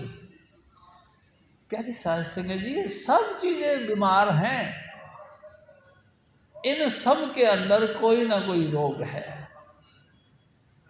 प्यारी साध संगत जी, सब आवागमन में है, अभिशप्त नहीं है, अविनाशी नहीं है। हर चीज अपने आप में रोगी है, यानी कि मृत्यु सबको है, यानी कि खत्म समाप्ति सबकी है। कितना ही देखो, अब सोचो थोड़ा सा, बहुत बहुत पानी है, बहुत बहुत पानी है, आग आई सारे पानी को खत्म कर, क्या हुआ? अरे आग ने सब पानी सोख दिया। अच्छा, अरे भाई कमाल हो गया, आग है, हाँ, हवा आ गई, सब आग को उड़ा के ले गई, खत्म। प्यारी साध संगत जी, कमाल हो गया, ये क्या था? अरे था, आग आ रही थी, हवा आई तो उड़ा के ले गई। अच्छा, हर चीज खत्म, हाँ, सब चीज का खत्म, यानी कि सब रोगी हैं, सब जन्म मरण के चक्कर में पड़े हुए हैं। कोई ऐसी चीज नहीं जो स्थायी रहे, स्थायी सिर्फ एक है, स्वामी जी महाराज। प्यारी साध संगत जी, नाम स्थायी रहता। स्वामी जी महाराज ने कहा, नाम रहो गोविंद रहो। प्यारी साध संगत जी, हजूर स्वामी जी महाराज के अलावा वो महापुरुष जिन्होंने शब्द धुन का अभ्यास कर करके शब्द धुन में लीन हो गए, वही अविनाशी हैं, बाकी सब नाशवान हैं। नाम रहो साधु रहो, रहो गुरु गोविंद। प्यारी साध संगत जी, परमात्मा के अलावा कोई स्थायी चीज नहीं, सब नाशवान है और आप भी नाशवान हैं, लेकिन आप भी परमात्मा का भजन कर करके आप भी अविनाशी बन सकते हो। प्यारी साध संगत जी, कोई गुंजाइश नहीं, इधर उधर बातें करने की कोई गुंजाइश नहीं। अगर आप शब्द धुन का अभ्यास करते हो और शब्द आपके अंदर प्रकट होने लग गया, प्यारी साध संगत जी, आप नहीं मरोगे, बेशक आपकी देही मर जाएगी, लेकिन आप अविनाशी रहेंगे। देखो, ख्याल करके देखो, राम त्रेता युग में थे। प्यारी साध संगत जी, करोड़ों दुनिया रोज रोज मर रही है, लाखों करोड़ों दुनिया आ रही है और जा रही है। कृष्ण, लाखों करोड़ों दुनिया आती और जाती रहती है। प्यारी साध संगत जी, हजूर स्वामी जी महाराज यानी कबीर साहब कितने कितने मुश्किल डाल डाल के इनको ख़त्म करने की कोशिश करी। गुरु नानक साहब देखो ना, कितना कितना भयंकर मुश्किल पड़ी इनके ऊपर, कमाल है। हाँ, गुरु अंगद देव पूरी जिंदगी भर वो अपने ट्यूशन पढ़ाते रहे और लोगों को सूरमा यानी कि बहादुरी का काम यानी कि पहलवानी का काम सिखाते रहे। प्यारी साध संगत जी, अमरदास जी महाराज 72 साल की उम्र के बाद में गुरु मिला। प्यारी साध संगत जी, बुढ़ापा तो आ ही गया, 72 साल पे तो बुढ़ापा ही आ जाता, लेकिन अविनाशी हो गए अंगद देव, अमरदास जी, तो फिर रामदास जी। हाँ, प्यारी साध संगत जी, छोटे से उम्र के बच्चे बालक रामदास उनकी शरण में आए, शबद धुन का अभ्यास किया और अमर हो गए।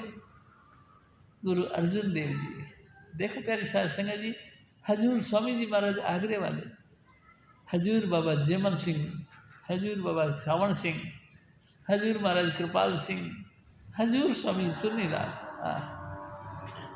प्यारी साध संगत जी, ये काहे से रह गए?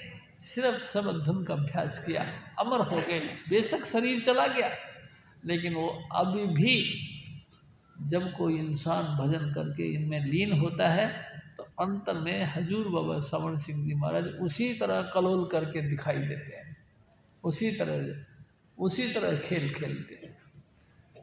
हजूर महाराज कृपाल सिंह सूक्ष्म रूप में स्थायी हो गए। हजूर स्वामी जी महाराज, अरे मेरे भाई कैसी बातें हैं, जिस्म तो छूट गया लेकिन सूक्ष्म रूप में परमानेंट रह गए, हमेशा के लिए अविनाशी बन गए। हजूर स्वामी जी महाराज फिर और फरमाते,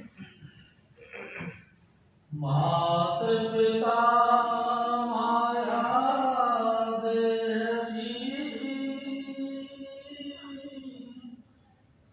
रोगी रोगी कुटुंब संजोगी। देखो स्वामी जी महाराज ने एक दफ़ा बात कही, कुसुम्बा का फूल ऐसा होता है जो उसकी वैल्यू नहीं होती। कुसुम्बे के फूल की तरह जितने भी बाप या माँ या बहन या भाई या बेटा या बेटी, सब एक न एक दिन चमकता हुआ फूल तुमको दिखाई देगा, लेकिन सब रोगी, सब जन्म मरण के चक्कर में फंसे हुए। एक न एक दिन आएगा, आपकी माँ भी गुजर जाएगी, आपका पिताजी भी गुजर जाएगा, आपका बड़ा भाई, छोटा भाई, आपकी बहनें, आपकी धर्मपत्नी, आपके बाल बच्चे सब गुजर जाएंगे। भाई सब रोगी है,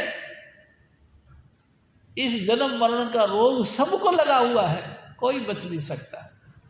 प्यारी साध संगत जी, छोटा सा बच्चा हंसता खेलता खिलखिलाता गुदगुदाता मुस्कुराता गोदियों में नाचने वाला बच्चा धीरे धीरे बड़ा हो जाता है, प्रौढ़ बन जाता है, फिर प्रौढ़ से अवस्था बुढ़ापे की आ जाती है, थोड़ा सा कमर झुकने लगती है, ऐसा बन जाता है कि धनुष की तरह बन जाता है, धनुष यानी कि एकदम टेढ़ा, और फिर पता लगता है सांस पूरे हो गए। प्यारी साध संगत सब रोगी हैं। हजूर महाराज फिर और फरमाते हैं, रोगी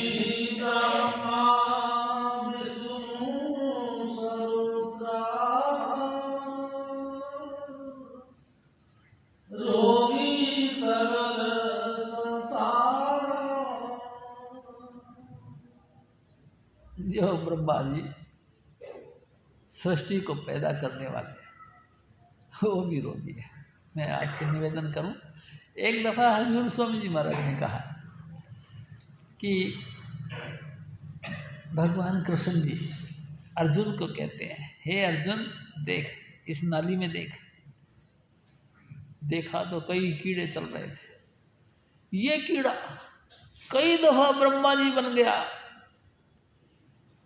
है। कमाल कर दिया। महाराज जी क्या कह रहे हो? तो मैं सही बता रहा हूँ आपको। कई दफा ब्रह्मा बन गया, कई दफा इंद्र बन गया है, तमाम देवताओं का बादशाह। हाँ, आज अपनी करनी के कारण से कीड़ा बन के भटक रहा है। प्यारी साध संगत जी, ब्रह्मा जी जैसे महान हस्ती, राजा इंद्र, देवताओं का बादशाह, कीड़े बन गए। आप सोचो, है कोई ऐसा धरती पर जो फिर इनसे बड़ा हो?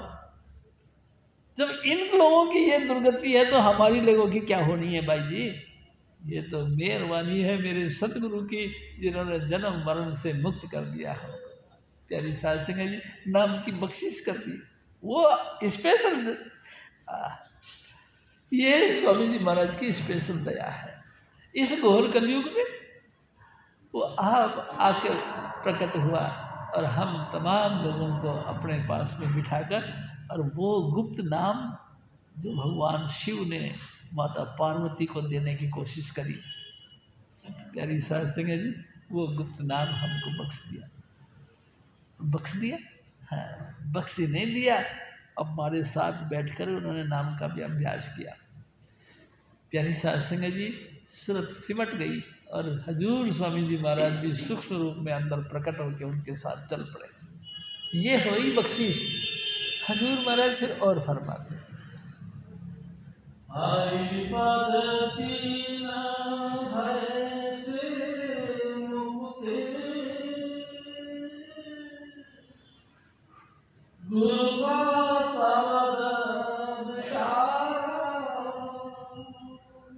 हजूर स्वामी जी महाराज देखो क्या, ए मेरे भाई सुन, जिसने गुरु की कृपा से नाम लिया और नाम का अभ्यास करते करते करते करते हरि पद में पहुंच गए, वो कोमल हो गए, अहंकार नहीं तो।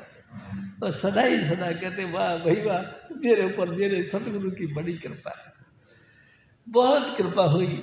हम नीच थे उत्तम भाई, जब से साध संगत मोए भाई, हम नीच थे, जब लगातार इंद्रियों के घाट पर रेंगने वाले थे। मेरे सतगुरु ने ऐसी बख्शिश करी, हमको नीचे से ऊंचा बना दिया, यहाँ मेरा स्थान बना दिया। अब तो मैं 8 पहर यहाँ रहता हूँ। प्यारी साध संगत जी, ये मेहरबानी किसकी हुई? मेरे सतगुरु की हुई। हजूर महाराज फिर और फरमाते,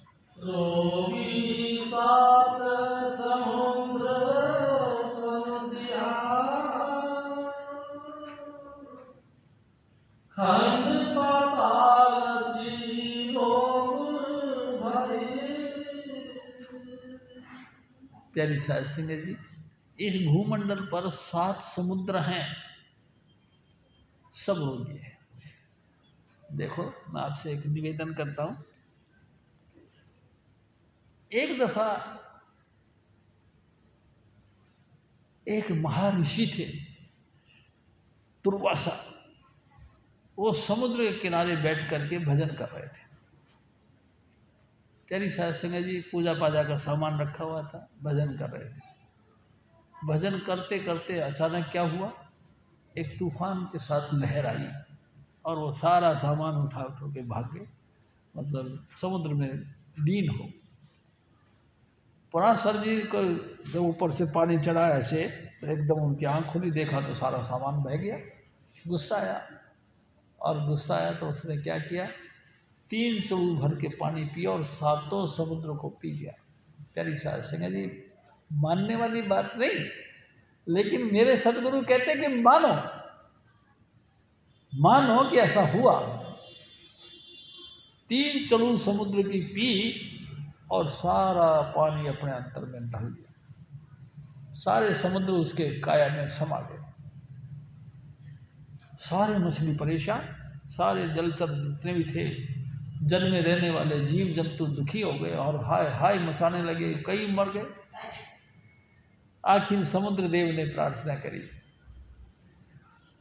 हे महाराज दया करो, कम से कम मेरे पे नहीं तो इन जीवों पे तो दया करो। जीवों पे दया करने के कारण से उन्होंने पेशाब कर दिया।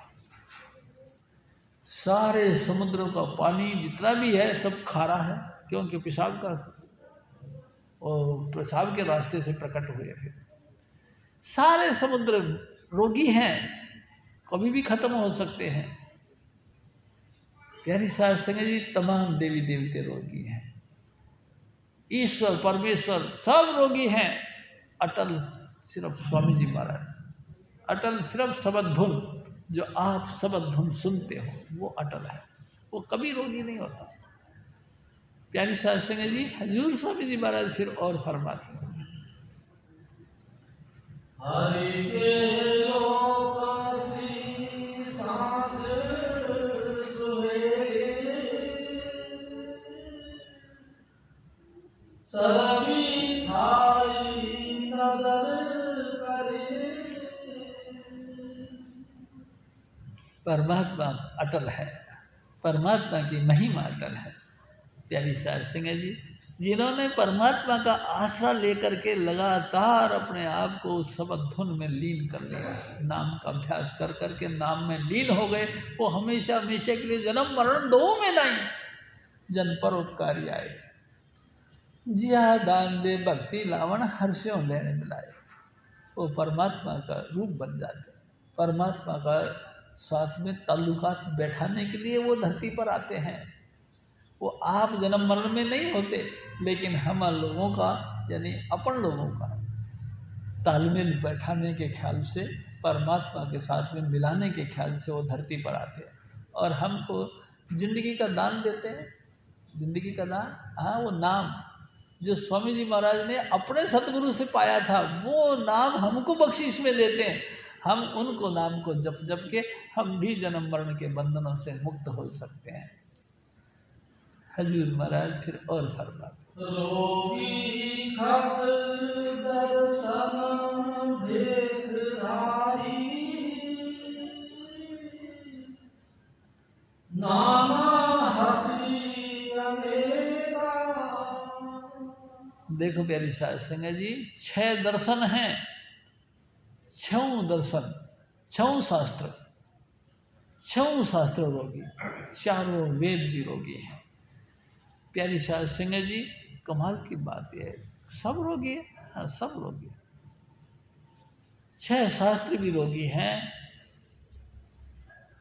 और प्राणायाम वगैरह, यानी ये कुंभक रेचक पूरक, यानी कि ये जितने भी कर्मकांड करने वाले, जितने भी योग अभ्यास करने वाले, जितने भी योगिक क्रियाएं हैं, सब रोगी है।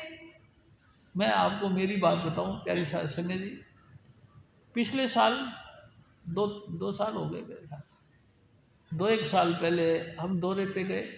मास्टर जी ने रास्ते में हमसे कहा कि व्यायाम कर लो जी, प्राणायाम और कोई भी व्यायाम कर लो, मगर कर लो जी। हमने भी व्यायाम करना शुरू कर दिया।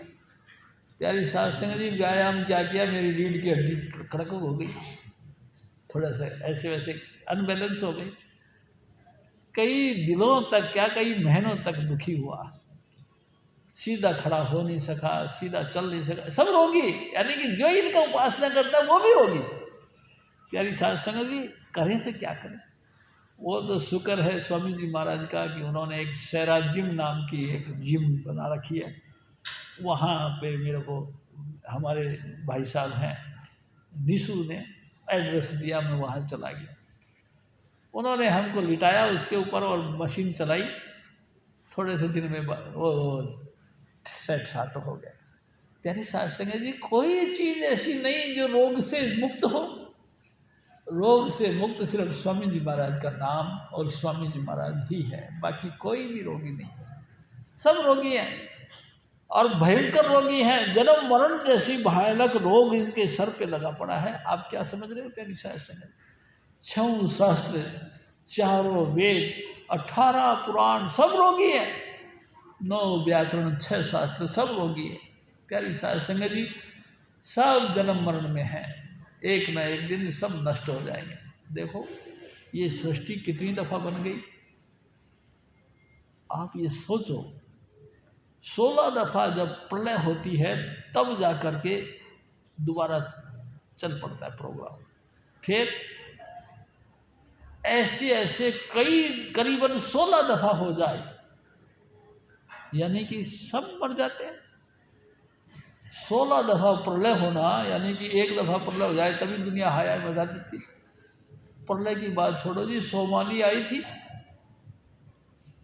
अपने यहाँ से दक्षिण भारत से निकलते निकलते और वहाँ तक क्या कहते हैं कि कौन सी कंट्री तक चली गई थी, लाखों आदमी मर गए थे।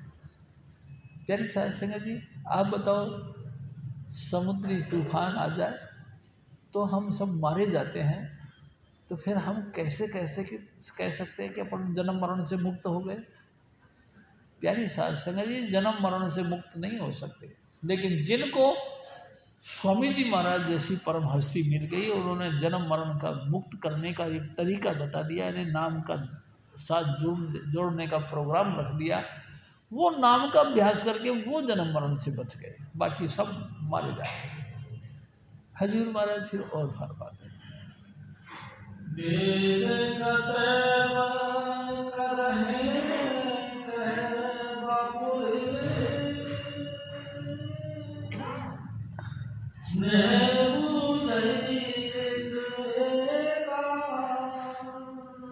वेद और कतेब, कितने कतेब कहते हैं कि कुरान शरीफ को, वेद कहते हैं वेदों को। वेद और कुरान, बाइबल और जब गुरु ग्रंथ साहिब, ये सब ही रोगी हैं, इनसे रोग से कोई नहीं बच सकता। प्यारी साहब सिंह जी, बड़ी मुश्किल है। फिर संसार में है कोई ऐसा जो रोगी ना हो? रोगी नहीं हो ऐसा संसार में कोई, सिर्फ शब्द धुन है जो रोग से मुक्त है। प्यारी साहब सिंह जी, आप जो भी हैं, जहाँ भी हैं, जैसे भी हैं, आप शब्द धुन के साथ जुड़कर रोग मुक्त हो सकते हैं, बाकी नहीं। हजूर महाराज फिर और फरमाते, मठ रस खाए सुरोग भरी के, कंदमूल सुख नाही। जितना मर्जी आप विचार कर लो, सुख नहीं। प्यारी साहब सिंह जी, जिसको इतना बड़ा बीमारी लग जाए वो कभी सुखी हो सकता है क्या? कभी नहीं हो सकता। चाहे कितना ही सारे दिन ठाटे मार मार के हंसते रहो, मजाक कर कर के लोगों का स्वाद दे दे के हंसते रहो, तो सुखी नहीं हो सकते। प्यारी साहब सही, क्योंकि फिर भी रोग तो लगा हुआ है, कोई ना कोई वक्त। देखो ना, अभी अभी पता लगा, हंस रहे थे, हंसते हंसते इतनी ज़ोर से हंसे, इतनी ज़ोर से हार्ट फेल हो गया, मर गए। चलो बताओ, आप बताओ, रोग यानी कि हंसने में भी रोग है? प्यारी साहब सिंह जी, इस रोग से कोई नहीं बच सकता। हजूर महाराज फिर और फरमाते, नाम विसार चले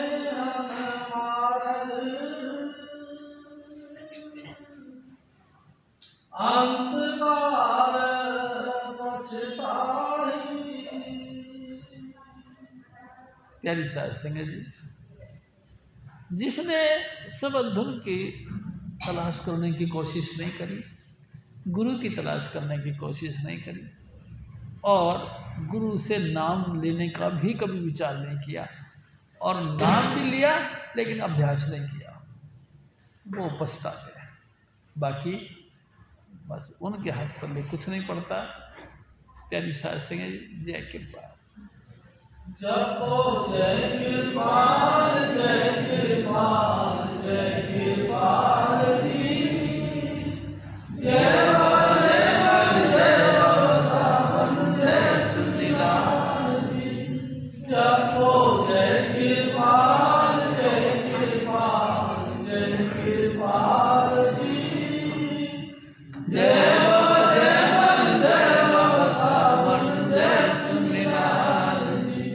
स्वामी सिद्ध